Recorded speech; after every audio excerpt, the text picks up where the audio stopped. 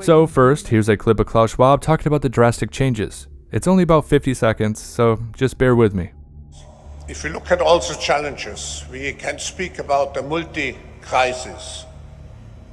An economic, a political, a social, an ecological, an institutional crisis.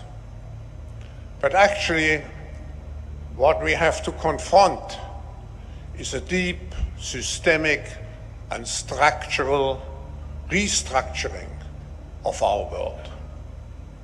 And this will take some time. And the world will look differently after we have gone through this transition process. So, did you notice how he lists the components of the polycrisis?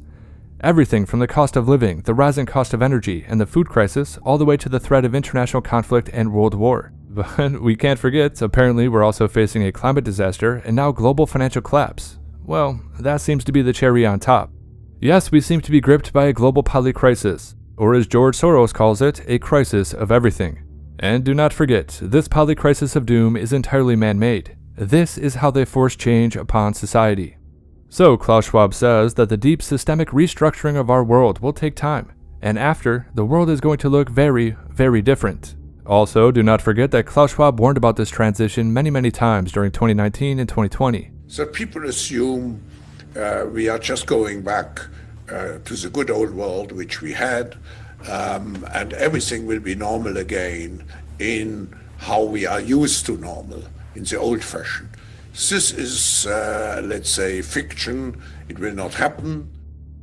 People assume that we're going back to the good old world, but that is, let's say, fiction. It will not happen. End of quote.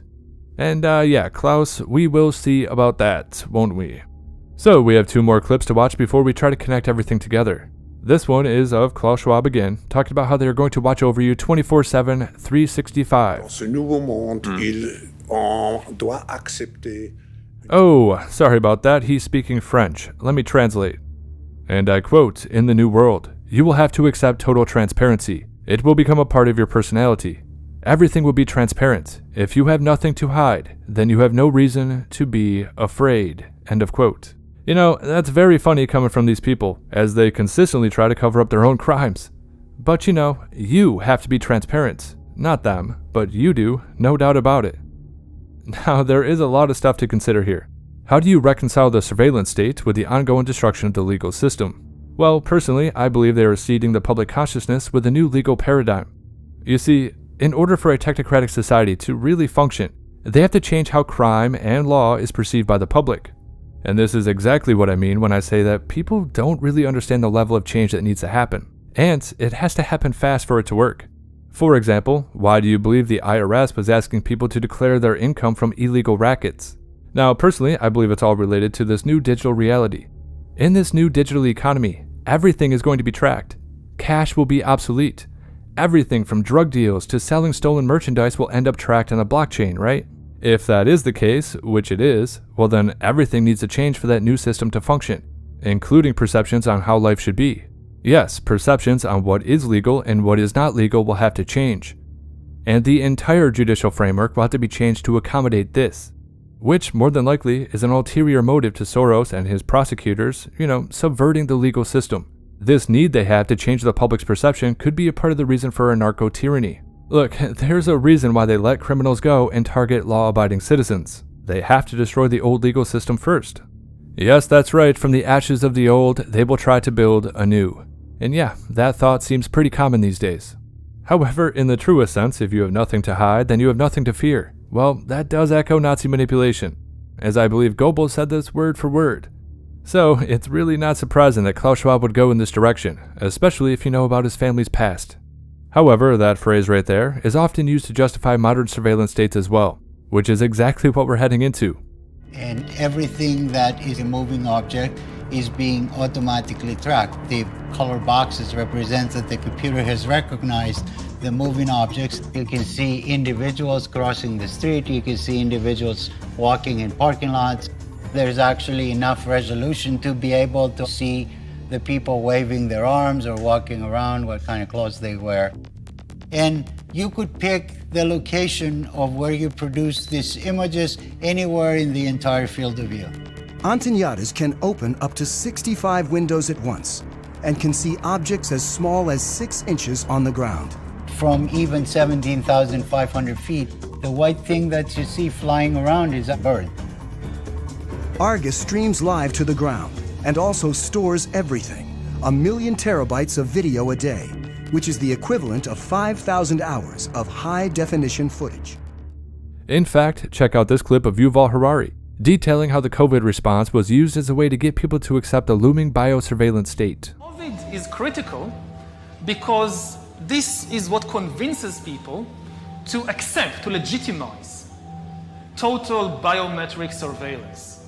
If we want to stop this epidemic, we need not just to monitor people, we need to monitor what's happening under their skin. What we have seen so far, it's corporations and governments collecting data about where we go, who we meet, what movies we watch. The next phase is the surveillance going under our skin. We're now seeing mass surveillance systems established even in democratic countries, which previously rejected them. And we also see a change in the nature of surveillance. Yes, the fact is that the changes we are seeing to the criminal system, the CBD system, and mass surveillance networks are all connected. Every aspect of life needs to change. It's the only way for technocracy to work. In this new world, there will be no privacy, which has a wide range of implications besides, the obvious tyrannical nature of it. You may be surprised to learn that it's a future that has already arrived. Everything in that video that you just saw is based on technology that is already here today. Artificial intelligence has enabled advances in decoding brain activity in ways that we never before thought possible. You've heard a lot about AI over the past few years. Here at Davos, it's been the talk of the hour. But I want to talk about it in a different way, which is the ability to decode brainwave activity. After all, what you think, what you feel, it's all just data. Data that in large patterns can be decoded using artificial intelligence. Consider this, the average person thinks thousands of thoughts each day. As a thought takes form, like a math calculation, you're happy, you're tired, you're hungry, you're elated. Neurons are firing in your brain, emitting tiny electrical discharges. As a particular thought takes form, hundreds of thousands of neurons fire in characteristic patterns that can be decoded with EEG, or electroencephalography, and AI-powered devices. In fact, what you're seeing here is my brain activity while I'm wearing a simple device like the one on the right. We're not talking about implanted devices of the future. I'm talking about wearable devices that are like Fitbits for your brain. If you allow this new paradigm shift to happen, everything you do, everything you purchase, everything you feel, every emotion, and even every heartbeat will be cataloged and monitored through artificial intelligence. Think about what life will be like and if that's a future you want. On top of that, make sure to think long term. After a decade, possibly 2, will human rights be a thing of the past? All signs point to yes. However, as Orwell said, if you want to avoid this nightmare scenario, don't let it happen. It depends on you. And yes, that is the truth. And people need to wake up to the true scope of this plan, and they have to wake up to it soon, because it's well underway. Australia is in the process of banning cash. Well, outrage in Queensland tonight after a local woman rocked up to her bank to withdraw cash, only to be told they didn't have any. Taryn Compton wanted to grab some notes to pay a tradie, but when she got to the ANZ ATM, she realised she'd forgotten her EFTPOS card. When she asked the teller for the money instead, she was told the bank doesn't carry cash. Australia is slowly shifting towards being cash-free. More than $1 billion worth of notes have disappeared from circulation in the past 12 months. It follows the Commonwealth Bank's decision to start trialling cashless branches across Sydney. We've taken another step towards a cashless society. A big bank has confirmed customers in some locations can no longer withdraw money over the counter as branches continue to wind back services. It's up there with the pub with no beer, the bank with no cash. ANZ has confirmed some branches no longer handle cash at the counter. Others are directing customers to smart ATMs for cash transactions. The latest figures on ATMs shows the number of machines has more than halved from almost 14,000 back in 2017 to around 6,000 in the middle of last year. For years, cash was king, but not anymore. Hello there. I wondered if you had any change for a $50 note. No, I don't have any cash. Don't use cash anymore these days. No, definitely not. No change at all. Never? Never. Not having cash is much more convenient. For the first time since dollars and cents were introduced in the 1960s, Australia's cash supply is shrinking. We are becoming fully digitalised. We're still producing cash out there, but we're just becoming more reliant on other ways to pay. And this is what you would expect. In fact, it's a trend that's long.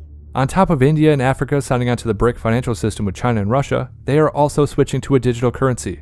This is really one aspect that I'm having trouble wrapping my head around. The stage is set for war. Yes, we have two warring economic systems fighting it out to determine the global alignment for the next 100 years. Yes, I believe the war is to determine who is going to control global investment for the future. And this is a quote from one politician in Africa, and I quote, "They are printing money. They are not manufacturing anything at all. It's printing money. This has been one of their weapons globally, the monetary system. Sanctions here, sanctions there. We need a new financial architecture globally," end of quote. Now, historically speaking, talking like that means war. But even still, places like China and Russia are setting up their own social credit systems. And surely, they are ready for a quick adoption of a central bank digital currency, of some kind. Every single nation is moving towards a technocratic future. And yes, they all seem to work with the World Economic Forum and Klaus Schwab. Just for example, Russia ran CyberPolygon, the cyber pandemic simulation, and are actively using China to set up surveillance networks on their citizens. So my point is that it does seem like they're all moving into this great reset agenda, while simultaneously fighting back against the carbon-based system with a gold-backed currency.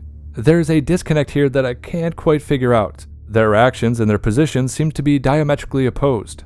So could it all be a ruse? Are they all going in this direction? Are they all in on it? As they say, is the entire world a stage?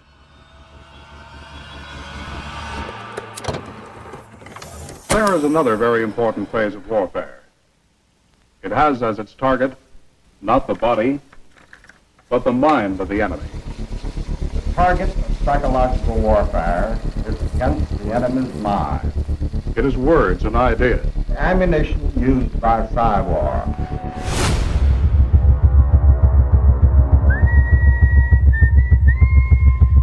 Its mission is to influence the thoughts of the enemy soldier, and at the same time is expected and encouraged to study foreign languages and the social sciences such as history, economics, and sociology. He must have a broad and sympathetic understanding of all phases of human experience. Gripping at my skin, the walls of night close in. But the use of this force as an integral part of combat has now taken on new form.